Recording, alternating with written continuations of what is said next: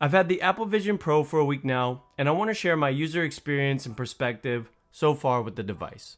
I'll be talking design, battery life, how it feels wearing it, Vision OS, and sharing the things I really like, what's blown me away, and what I don't like. Does it live up to the hype, or do I regret my purchase? Hey everyone, it's Andrew, and welcome back to the channel. And here it is. Here is the Apple Vision Pro. And getting right into it, let's talk design.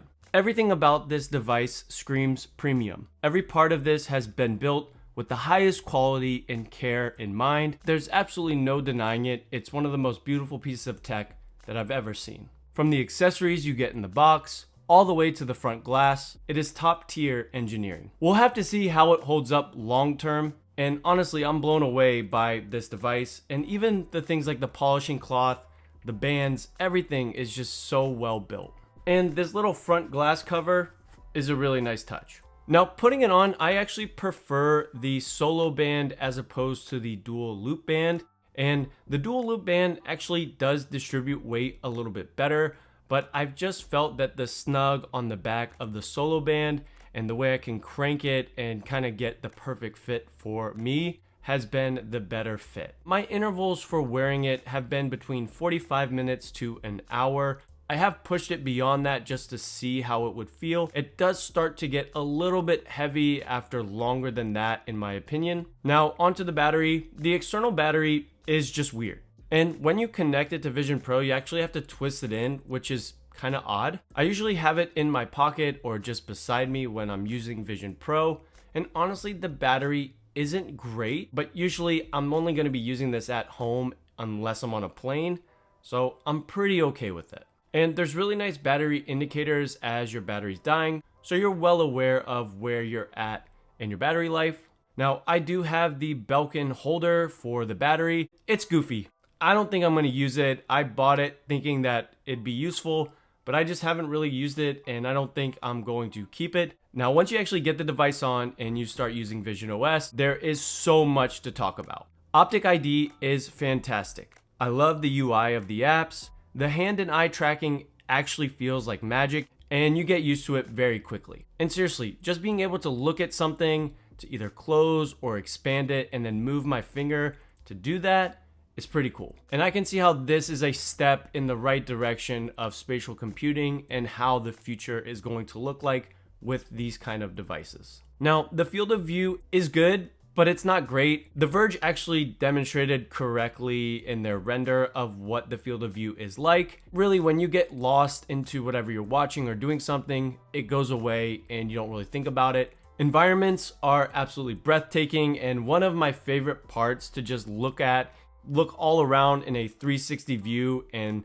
look at Mount Hood or be on the moon. It really feels like you're there. Most of the apps that I've used are just normal Apple apps like podcasts, music, notes, and messages. Apps that aren't Vision OS apps are in a compatible folder, which kind of stinks. It's a little bit annoying, and you can't customize your home screen. Another thing that's a little bit disappointing for me is some of the compatible apps for Vision Pro, and the quality of the videos for ESPN Plus right now is 1080p, and in my opinion, watching my TV is a better experience than watching that on Vision OS. Also, YouTube was another big app that decided not to make a Vision Pro app, and you can access it on Safari, but with eye tracking, there's so much to look at on Safari. I think the system gets a little bit confused, and honestly, my eyes are kind of going all over the place.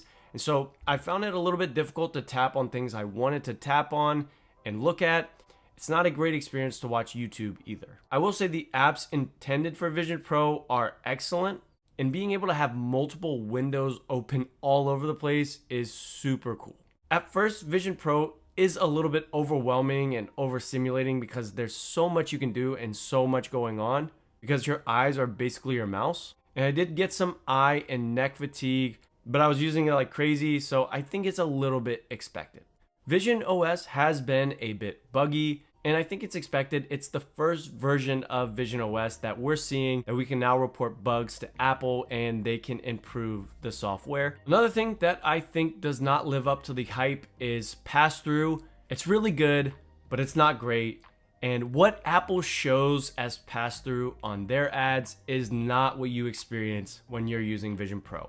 I thought it'd be crystal clear whenever I look at the real world, and it's not. The colors are a little bit muted, it's a little bit hazy. I am hopeful that this is something software related, that it will improve, but if not, that will be disappointing to look through for many years to come that I'll be having this, and I will prefer to be in an environment mode rather than AR. What do you guys think of the eyes? I don't think they look that bad.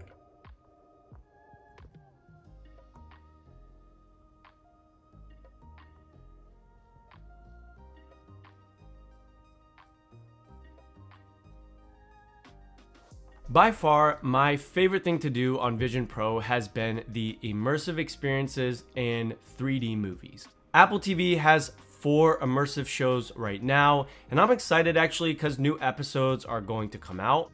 And honestly, they are absolutely breathtaking, and I can't even exaggerate how good it is. It is just so good. Like, it is so well done.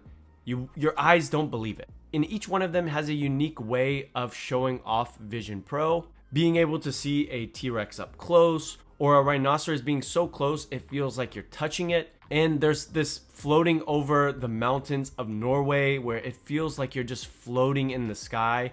It's crazy. And Alicia Keys' little rehearsal thing, it's like you're literally there, like you could touch her or talk to her, and it's just crazy how well done it is.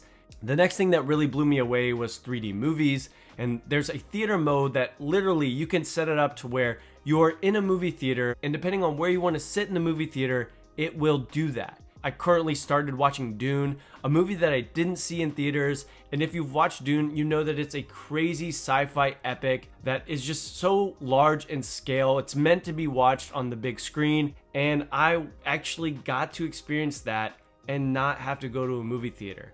Spatial video also blew me away. I have a 15 Pro Max, so I've been taking spatial videos, and I took one of my son where he's kind of playing in a field and then runs at me and gives me a hug, and it gets so close. I wanted to hug him like he was right there. It just felt so good to relive that moment again. This is just a quick test of spatial video. So obviously you won't be able to see it in 3D, but the product that was sent to me, maybe I'll do unboxings like this. I don't know if the quality is going to be good or not. And this is how the audio sounds from a spatial video.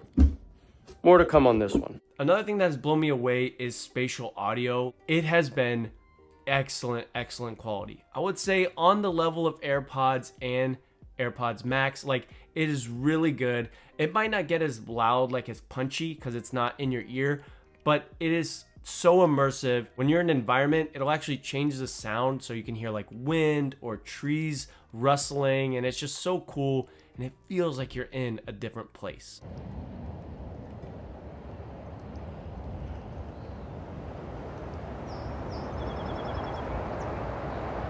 I'm also really glad that a lot of Bluetooth devices are compatible with Visionpro. So like a PS5 controller can be used for games, and I played a little bit of Asphalt 8, and it's actually really cool.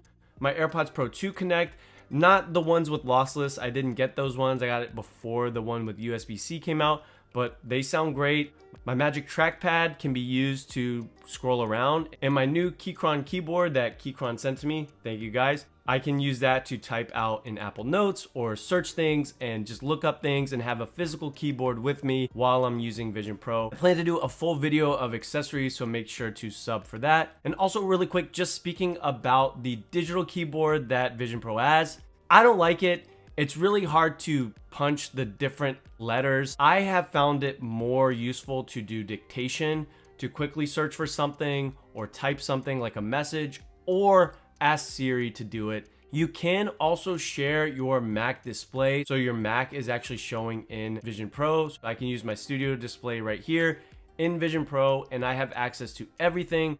Now onto Persona. It's goofy, but I know it's me, but it doesn't look like me, and it's funny. FaceTiming friends and family has been a lot of fun to get their reaction, because when they look at me while I'm in Visionpro, they'll see my persona on their screen. And right now, Persona, it's a bit of a joke, but I think it's a really cool tech that just needs a little bit more time to be refined. I think in many ways, Visionpro really exceeds my expectations. Now, it's still really freaking expensive, And so it's not a product that I'm recommending to buy. I don't think anyone is questioning how good Vision Pro is, but for $3,500, I do think some things need to improve and they should be a lot better.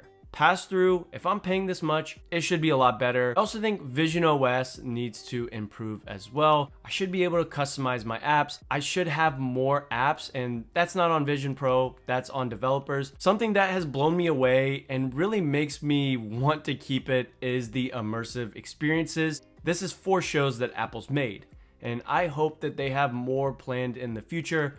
I'm really banking on them making a show about space and just being able to like be really close to the sun or Jupiter or go to another galaxy. Like that would be absolutely insane.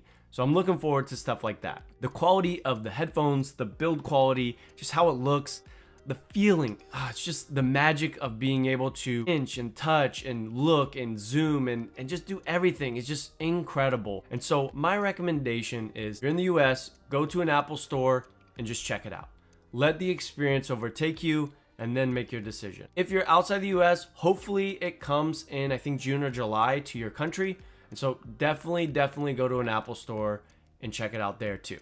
I'm personally not having any buyer's remorse or any regrets or anything like that. I think what I'm most curious about is what I'll think of Vision Pro in 6 months to a year from now. So make sure to subscribe to the channel for those longer term perspectives. If you have any questions about Vision Pro, let me know in the comments below and I'll try to answer them. Maybe do a follow-up video with your questions. As always, guys, thanks for watching. God bless, and I will see you on the next video.